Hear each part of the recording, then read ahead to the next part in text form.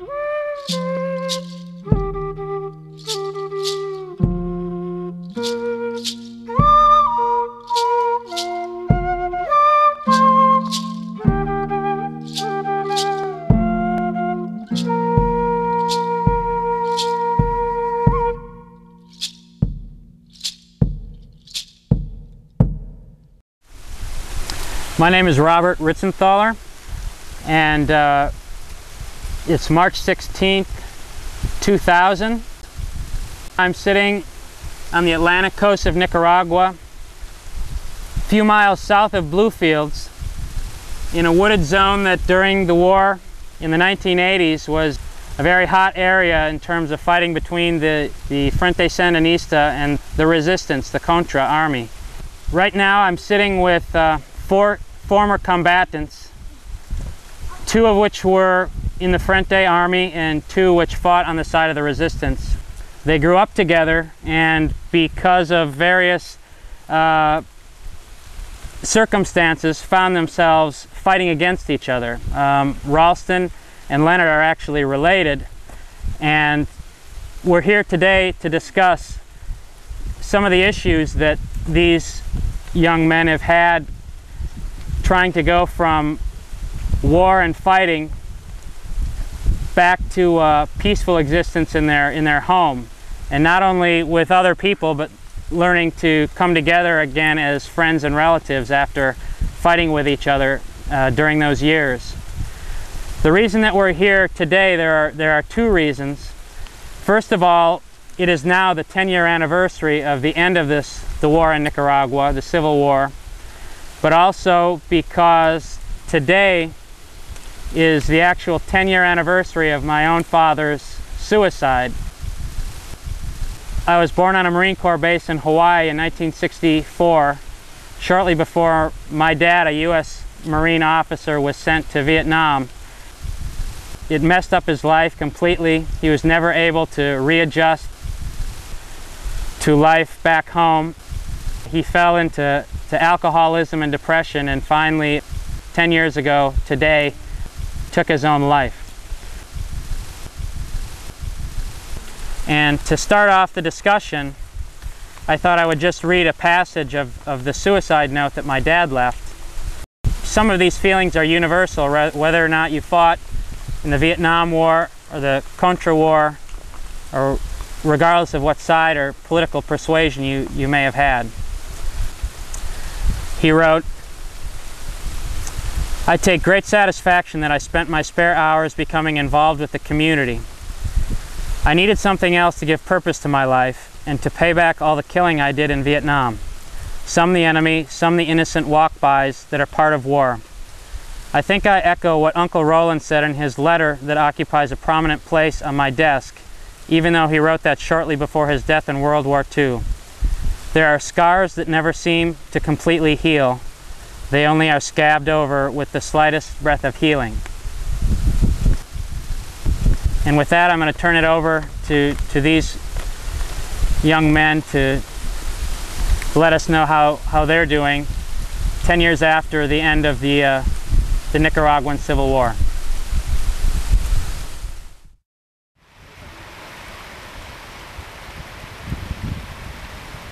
Here on my left side, I have Ritzenthaler. He was my former second boss of my special troop from the Sandinista Army. We do struggle a long time together. At least we struggle along together 14 years and a half since I did know him in the Army. And before that, well, we know each and every one of us here, because if you can see, we grew up in the same neighborhood. We went to school together, and just through politics of fear, we end up fighting against one another. We people like we did against each other's, in other words, against each other's. And it's one people, he's my cousin. He was in a different troops and I was in a different one. And today we are here, sitting here and discussing opinions also. So experience also. You see my brother here? He grew down on the pint in Bluefields cotton tree, about 2-3 blocks off from the quartel. I used to live up at top. One time we set an ambush on him. I don't know if he remember the ambush that we set down on some bar mouth. When he run leave the panga, the first one I see cross over on some bar mouth swimming was my brother Cheche. That's how we call him from small Cheche. He was like a deer in that time. Don't take away off of him. He's someone real very prepared. You know. Also one time Brother Ralph them when in 1985. Remember Brother Ralph when I steal the panga from down there, we tried to take over the quartel? When you all chase me and I get up and run, man, I run for life. Anytime you get into army and your country is in war, is nothing good you learn. My cousin, my friend, I reach to a point that I see them as a dead enemy.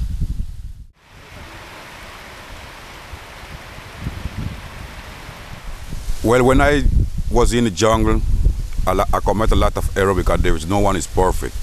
You know, I ask the good Lord to forgive me for those crimes that I did.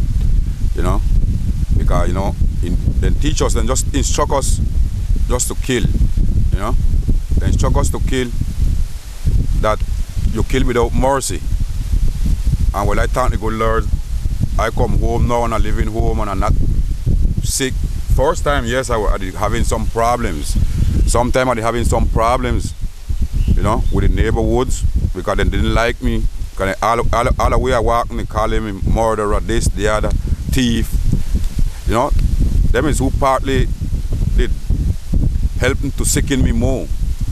But after I commit one error right in town here, after the war, one woman looked at me and she cursed me that I'm a murderer, I'm a thief. And 3 days after, I blazed our house afire.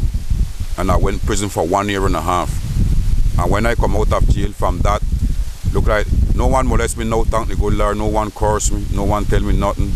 Well, I'm living in Bluefield, but I'm kind of still scared because I know there's a lot of people dead out and innocent people, you know.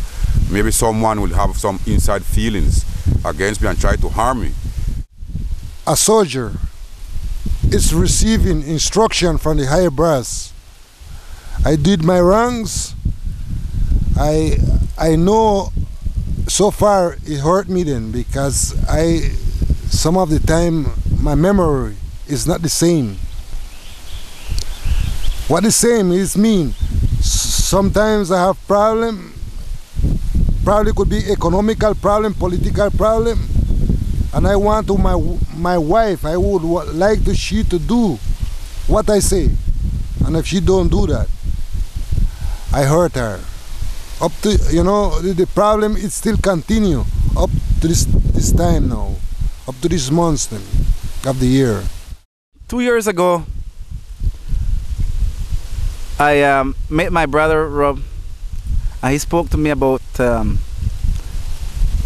his father death, how his father killed himself, and I took it into consideration because I also did pass a hard problem.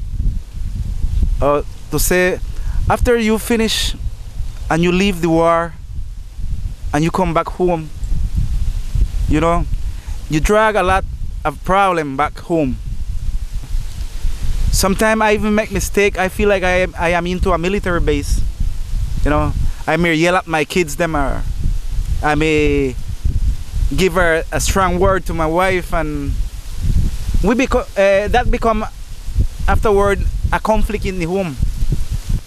You feel like everybody in the house should obey strictly your command, and after you see that no one don't want to submit under that condition, you become to feel unuseful. I drink sometimes to forget that in my home I have problem. I have economic problem in my home. I have loss problem in my home. My kids them get against me through yelling after them. They get vexed with me because I yell too much after them, and through see me fighting with their mom. Here in Nicaragua we call it violencia doméstica. In the army, it's not good you learn in the army. I just regret it now. But first for me it was becoming a fun. For me it become fun being in the woods, shooting at one another and smelling the gunpowder. The gunpowder becomes something like a drugs, you know, and you don't feel good if you don't smelling that gunpowder shooting and you see blood. You become a perfect killer. So after that is finished, you come home, and then with the rum drinking and with the distress, you become to see your wife and your family. You become to see them like an enemy.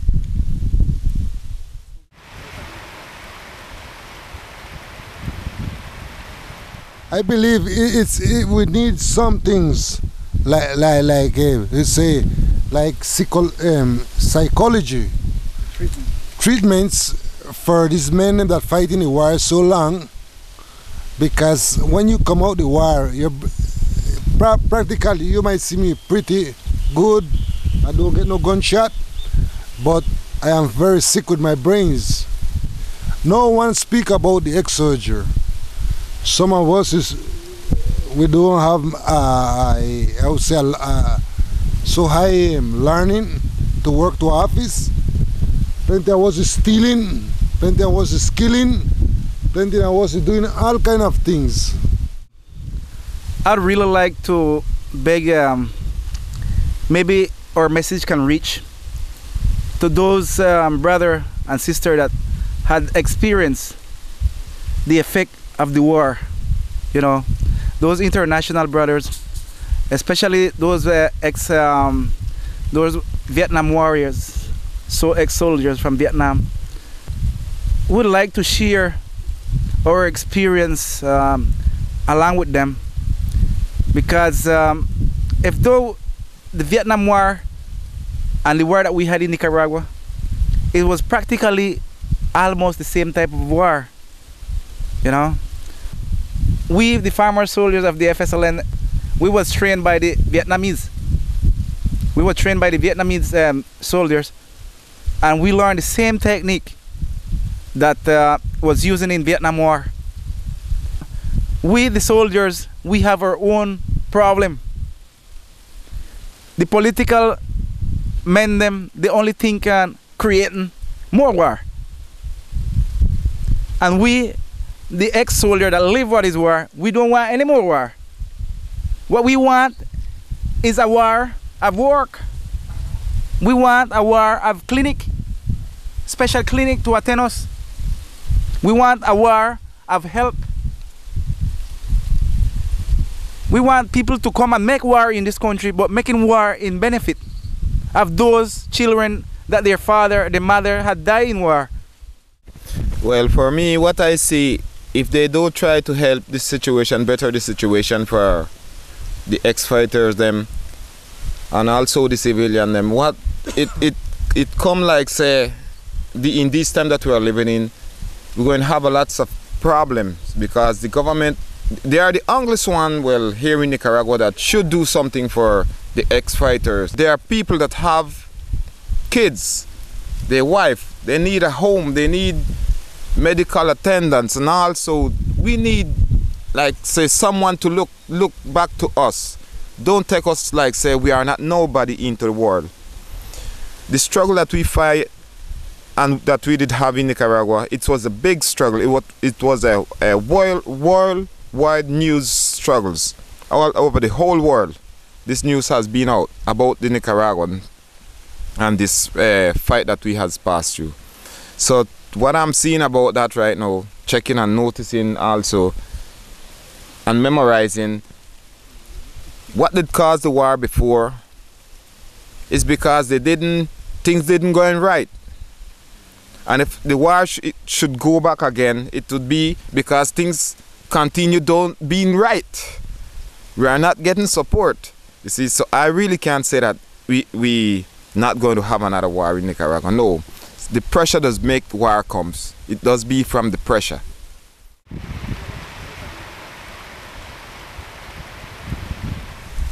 All we know is that we have thanks to give to the Lord so we live in, but we don't have no help from no one. You know, but it shouldn't have been so. It shouldn't have been so because I'll tell you something, brother. We are survivors. We are survivors from a rough war. And sometimes I tell you, sometimes when I wake up, I see my kids, sometimes I don't have what to give him to eat. Sometimes all kind of things that run through my mind, you know? All kind of different things that run through my mind. Sometimes I make up my mind and say, you know something, man, I just hit the jungle back and look out to farm a bandage group and maybe so they try to help us. I guess we should be the one them that they're looking to take care of most because I'll tell you something. If you hear we unite back together, it's dangerous. We're very dangerous and they're not looking into that. All they want is just to fill in them pockets, and they've not give a damn about we. It's not hard for us to unite because now we get the full understanding of what is going on and what used to go on. And we see the separation that we have in here, both one from the FSLN and both from the other, which is the resistance. So it's easier for us to unite than before. Now everybody know what they did suffer. They don't get it, but at least they know what they did suffering about. I really don't want an next war in this country. But it's a big sign. I feel like sometimes we was a laboratory of tests. We're the living laboratory of tests of democracy. We paying the consequence of democracy. You know, the government using also the ex-resistant and also we the ex-soldier from the FSLN. We had submit like something like a laboratory to see how far we can take this weight on our back, to see how far we can struggle on with all this inhuman way of living. We need to live distant. We are fighters. We are all fighters, and we need to live distant. We don't want to be living in a war country. I would like to have my gun just hang up in the house, and I don't want to use. I even don't want to back not even a knife onto me. You know, because I know what my ways, and I know I may commit something. I don't want to use nothing. But then the government itself, with their politics, they are pushing back the soldiers them to war. A hungry man is an angry man. And you can't come and talk to me about politics or talk to me about democracy when my belly is hungry and my kids at home don't have anything to eat. So all I could say, if the government push the people and don't try to solve the economical problem for the people, social, economical problem for the people, it will push back the country into a next war. Because a hungry man is an angry man. I don't know what to say about that. Right, that's number one, right? Definitely. Hungry man is an angry man. A hungry man is a very angry man. You understand? And that's the message I think we would like all of we would like to send. That's right. To the world. Don't push a hungry man.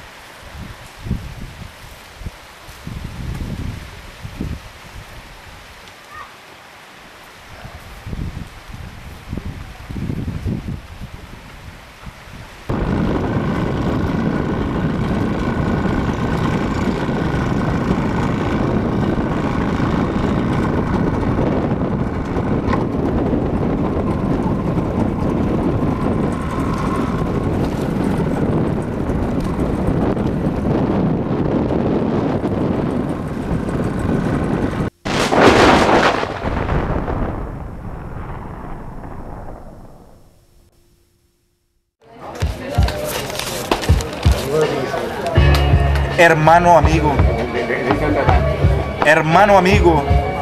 de las duras y las maduras, ¿por qué tomaste la fatídica decisión de enlutar la casa de tu madre, señor, de tu madre, querida por el pueblo? ¿Por qué enlutaste a la familia, a tu familia, del pueblo de Chinandega?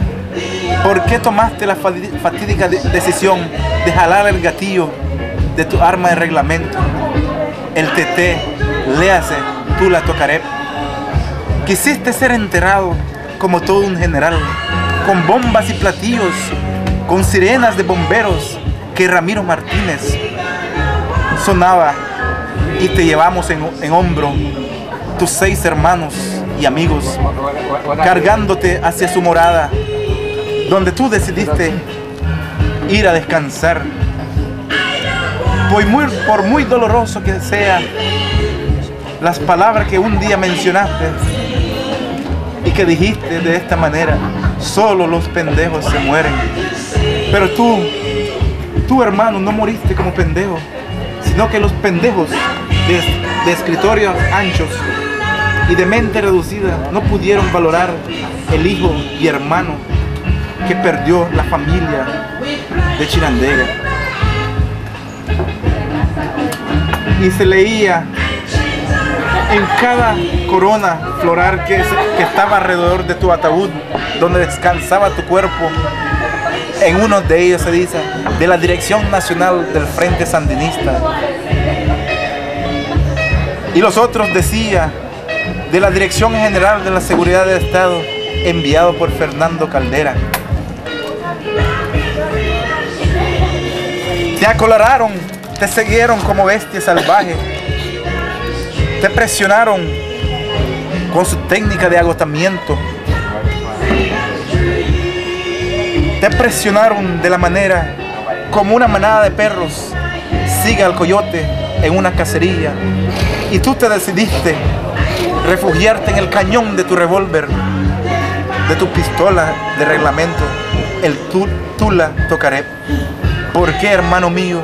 ¿Por qué tomaste tan fatídica decisión de abandonar este mundo de los vivos y viajar hacia el mundo de los sin voz? Con amor para Leonel Ríos Cáceres. Bluefield, 16 de marzo del 2000.